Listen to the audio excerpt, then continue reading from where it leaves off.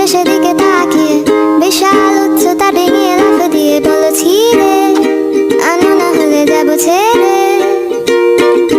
কোনো সাদা ছাড়া দরজার হাতল চেপে খট করে মুচড়ে দিয়ে আমাকে দেখে বলে যাবে নাকি নিয়ে যাবো তাকে সাথে।